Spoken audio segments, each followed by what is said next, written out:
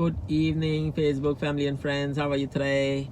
This is Moss from Investor Partner Group, and today we are going to talk about why do you really need buyer's agents. Okay, so I am driving and I am on the road, but bear with me while we discuss this topic. So you would hear a lot from people that you don't need buyer's agents.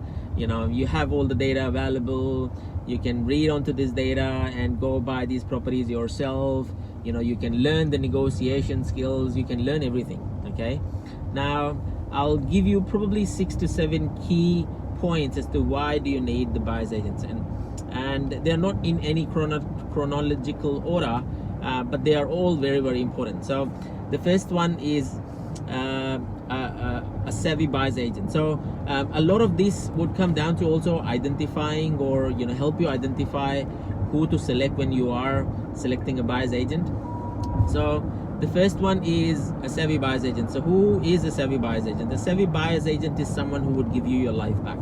Okay, a savvy buyer's agent is someone who would give you your weekends back. Okay, so you are not spending your time looking for the property, attending the auctions. The buyer's agent would control that sort of process. Okay, the savvy buyer's agent would also one example that I tend to always mention is that just like when you are finding property managers to manage the properties, buyer's agents are pretty much exactly like that. Yeah, so you don't need to spend a lot of time in non-value add tasks. You need to spend time in the value add task, which is improving your lifestyle. You need to spend more time in spending time with the family, creating more wealth, creating more income. Do what you do best. Yeah, and probably property is not something that hits all the boxes. It's not at the forefront of when you are looking at what you do best.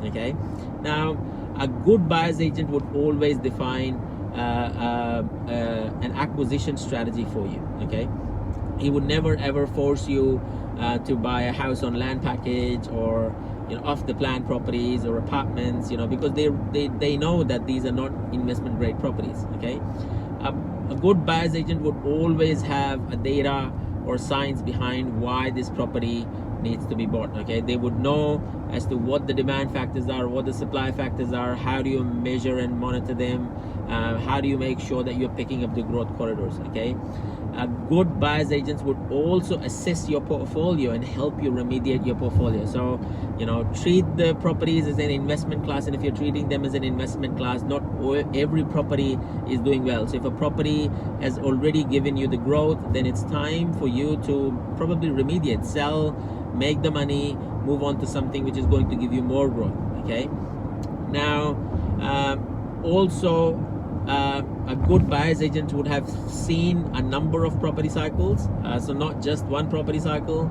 They would know how to respond and react in different property cycles, whether it be a boost or or it's going down, or it's a buyer's market or a seller's market. So a good property agent would always counsel you in buying in whatever market there is going. Okay, and finally, the most important part of the equation is on the development side of things. So I would say probably about 95% of the buyer's agents out there do not know how to do feasibilities. Okay, so a good buyer's agent who is helping you buy a development potential property would be a developer, him or herself, and would know how to do the feasibilities, how to read the feasibilities, how to find holes in the feasibilities, and how to help you buy the right property. So if you are not sure as to why to get a buyer's agent, probably these are the 6 to 7 key reasons.